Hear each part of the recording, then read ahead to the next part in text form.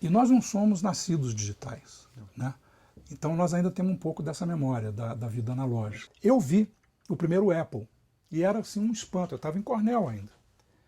Fui ver uma palestra de um cara que era professor da New School for Social Research, e aí ele deu uma palestra mostrando como é que ele fazia. Ele tinha um Apple em Cornell, um outro na New School, e ele viajava com um disquete, com os textos. E a gente ficou embasbacado, disse assim, gente, a quantidade de tralha que eu carrego quando eu tenho que viajar para escrever um texto junto com um amigo, né, e tal. Ele está levando um disquete, que coisa maravilhosa e tal. Quer dizer, hoje você não leva nada. Em 87 foi a primeira vez que eu usei o Itautec. Daí, em 85, durante esse período do IDESP, eu comprei um computador PC XT, de contrabando, obviamente, né? Todo mundo comprava do contrabando, porque os computadores eram muito ruins, né? Eu tive dois PCs, um XT, etc. Eu fui com a Dalma, Maria Dalma, com longe para burro, comprar um XT. E eu sou ainda da época que não tinha Windows. Então era muito difícil trabalhar naquilo. O meu doutorado escrevi na letra 44 e era um processo muito difícil porque você cortava, colava e daí ficavam os pergaminhos desse tamanho e você dava para a secretária bater, ela batia errado, você tinha que corrigir o extenso, enfim.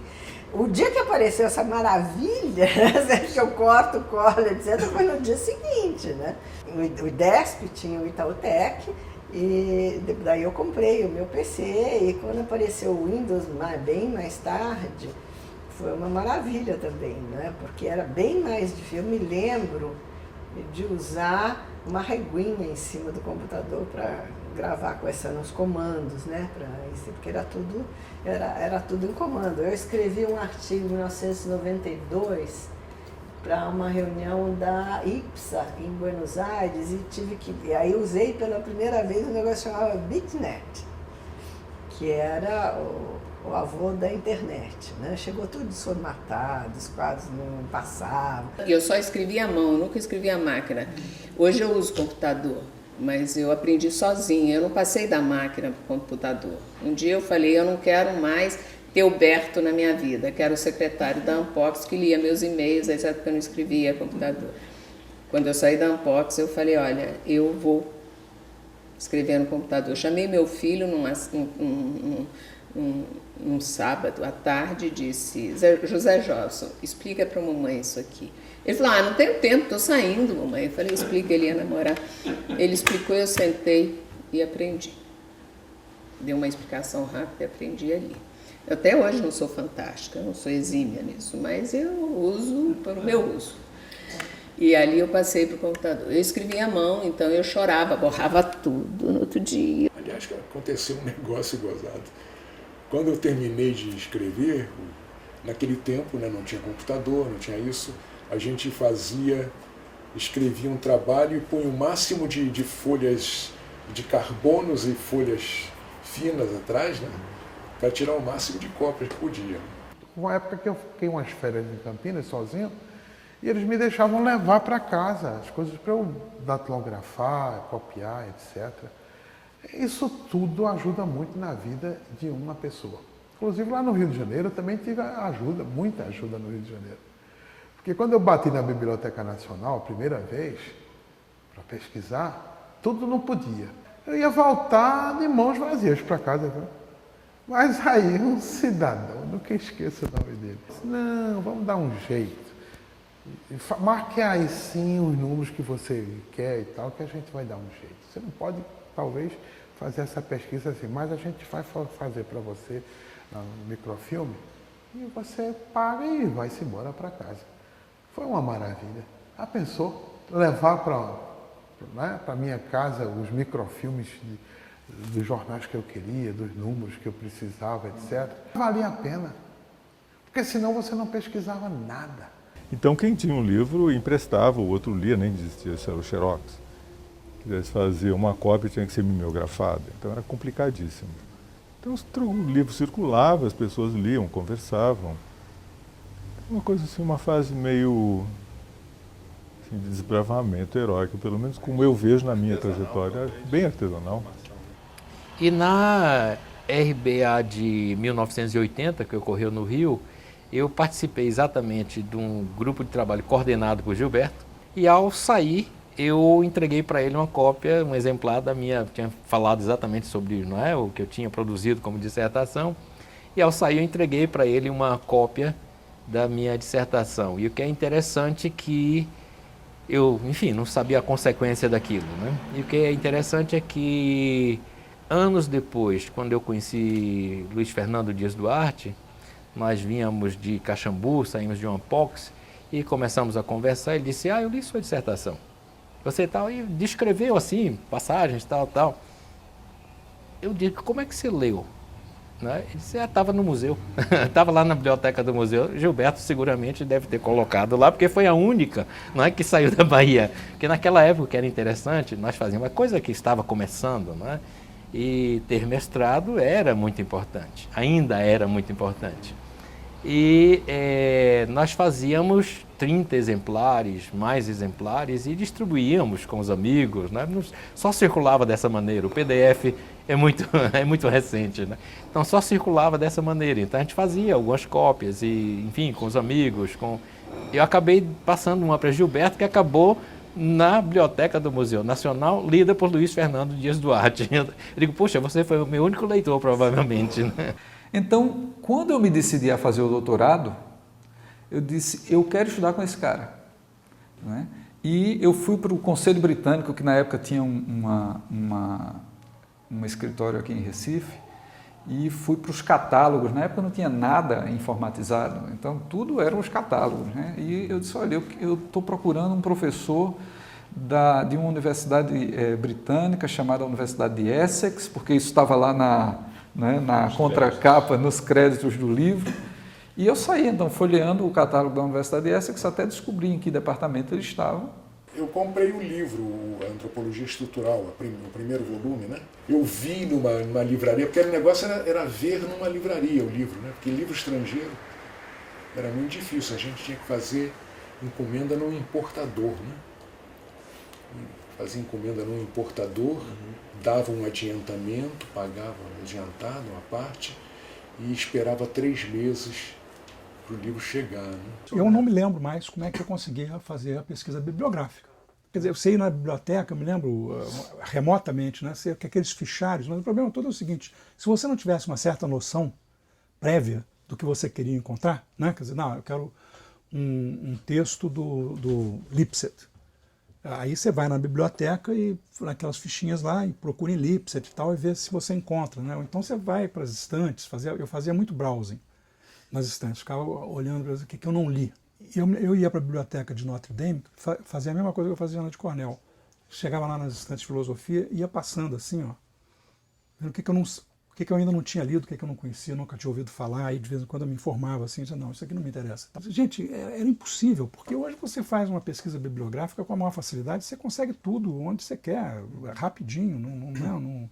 Se você não consegue o livro digital, rapidamente você consegue uma cópia do livro e tal.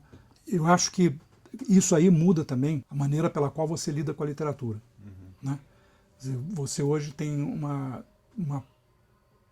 quantidade muito maior de consultas, provavelmente mais superficiais, do que as leituras muito mais profundas que a gente fazia no mundo analógico. Né? Você tinha uma bibliografia mais concisa, e você ficava naqueles livros ali, dedicado, debruçado sobre ele. Então eu tive a ideia de ir à sede da Coab local, porque tinha uma sede da Coab local. E na sede da Coab local tinha fichários. E então eu copiei todas as fichinhas, então tinha fichinha por fichinha, tinha 4.000 fichas.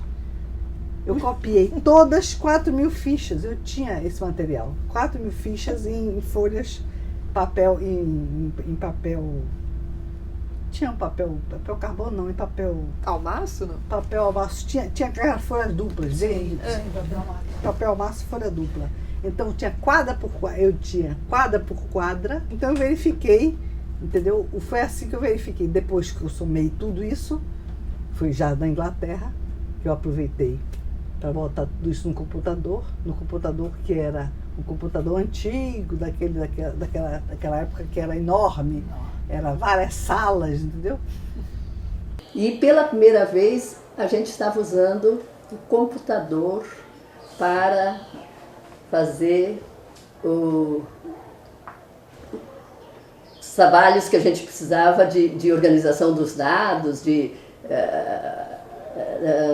o computador da universidade. O que era o computador da universidade? É hoje onde, não sei se você conhece bem a universidade lá, onde está a engenharia, o prédio da engenharia era uma sala, tamanho todo esse andar aqui, com um computador que ocupava tudo aquilo. E a gente só podia tinha hora para ocupar o computador das 10 horas da noite até as 6 da manhã, eu acho. Então a gente passava a noite lá processando os dados da pesquisa. Foi uma experiência bem interessante, de qualquer maneira. Naquela época ainda também a questão da computação era bem mais primária, e ele deixou que eu fizesse todas as cópias da minha tese. Eu fiquei um período ali fazendo dentro da Maison Delhomme, né, que tinha todo um equipamento lá, que hoje seria super tradicional para fazer cópias, né? Eu passei uma semana fazendo as cópias da minha tese. Interessante que na época não tinha nem as bases de dados, estavam prontas, estava tudo em papel. Olha só como é que as coisas são aqui no Brasil. Eles tinham 15, né, quase 20 anos de dados que estavam em papel, que antigamente estavam em fitas. Alguém um dia resolveu apagar as fitas porque estava ocupando muito espaço. Aí apagaram as fitas, mas aí acho que é um outro, né?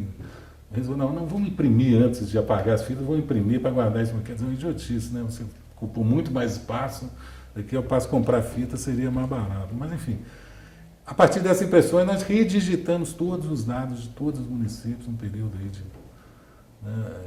grande, de mais de 15 anos de dados. E quando eu fui tratar o material de pesquisa, nós tivemos que ir para a parte de administração da Faculdade de Medicina, porque é onde tinha máquina IBM. E você tinha que perfurar, a gente mesmo, os cartões IBM, e botava na separadora, que lia, então você anotava, tal pilha, 233, anotava à mão. Era muito complicado, era muito precário. E antes tinha um outro método, acho que era MacB, como se fosse um crochê, de fazer crochê, balançava assim, caíam as fichas. Era isso, né? A gente tinha que improvisar muita coisa. Para as pessoas entenderem as condições atuais de trabalho comparadas com aquelas, né? Eu queria dados eleitorais do estado de Minas Gerais. Minas tinha naquela época 755 municípios. Como é que eu obtive esses dados eleitorais? Alguns estavam publicados em boletins, outros estavam ainda em forma bruta, né, em matéria-prima, nada, evidentemente, em computador. Eu pude trabalhar com esses dados porque a minha mãe, entende, com folha de papel ao maço, assim, deste tamanho, traçava linhas com a régua e lápis e copiava no Tribunal Eleitoral aquela maçaroca incrível e me mandava. Foi assim que eu obtive esses dados para trabalhar. E isso nos anos 60, né? Na eleição de 74, ainda foi assim. Nós fizemos isso em 74. São Paulo tinha 181 distritos. 181 multiplicado por partido tal, é uma matriz gigantesca. Nós varávamos a madrugada, sabe, várias pessoas, um grupinho lá, no Tribunal Eleitoral, com papel maço, copiando aquilo, para depois checar tudo na maquininha de somar, para fazer as contas e para fazer aqueles estudos, né? Hoje basta você dar um clique ali no computador e pronto. Se você quiser da Índia, tem também. Se quiser da Indonésia, tem também. O que você quiser. Está disponível ali já em forma computacional, né? Então, é uma coisa louca. Eu me sinto traído, para dizer a verdade. Isso foi uma sujeira que o destino me aprontou. 86 foi uma eleição em que a apuração não estava totalmente eletrônica e os boletins, os resultados ficaram em papel. Eu fui para a biblioteca do TSE, em Brasília, uma garagem para os fundos, elas foram me dando umas caixas, eu fui completando, com um álbum de figurinha, né, os resultados das eleições de 86, que ninguém tinha, completando estado a estado, e os dados, é engraçado, porque alguns dados não tinham resultado separado, só vinha coligação Brasil Unido, 3 partidos, mas aí eu pegava os votos nominais, fiz algumas projeções pequenas, e completei os resultados das eleições de 86. Então, se alguém quiser saber o resultado para a eleição de deputado federal no Brasil de 86, a única fonte virou o livro. E agora, para mais atuais, é mais fácil, né? Porque agora está tudo online. E aí eu lembro, assim, o levantamento era todo manual, a gente ia, xerocava o Diário do Congresso Nacional, levava lá para o SEBRAP, transcrevia a lista de deputados, né? Punha voto por voto, né? Um por um. Então tinha a Sandra Gomes, que até hoje está na área, né? Que foi a minha primeira estagiária a trabalhar com isso. Ela ia lá na Assembleia Legislativa aqui de São Paulo, xerocava, né? Ia girando as pá, achava a votação nominal, fazia na unha, né? Pá. Aí a gente, quando viu que tem partido aqui, tem que coletar tudo de novo. Tanto que o nosso sistema, né, o banco de dados que a gente criou na mão, né, em 93, 94, hoje ele está todo online, ele está sendo alimentado por robôs e os cambal, e a gente tem um negócio na nuvem, virou uma indústria, mas não é mais fácil nem mais difícil, é diferente. Tem um lado, é menos fisicamente demandante, mas de outro lado o rigor e o detalhe é muito igual. O que me chamou mais atenção é o esforço que nós fizemos para criar um boletim na associação. Inacreditável como isso mudou. Hoje em dia isso é coisa assim, é uma questão jurássica, realmente. A comunicação era por telefone. Quando uma decisão do conselho era tomada por telefone.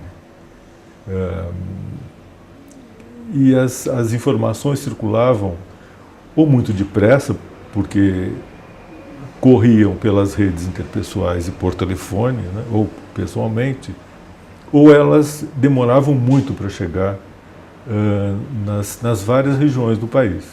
Nós conseguimos, eu acho que, publicar 4 números de boletim semestrais. Eles eram mimeografados na PUC, é um inferno. Quer dizer, gastava-se uma energia enorme se conseguia um resultado pífio, né? E a circulação dessas publicações era caríssima, porque era pelo correio. Eram questões assim tão primárias de organização que se colocavam naquela época, e quando você vê o 29ª Reunião Brasileira de Antropologia e a organização de uma reunião, 4.000 pessoas, você pensa, é possível, isso aconteceu 3 séculos atrás, né? Não, foi menos de 3 décadas.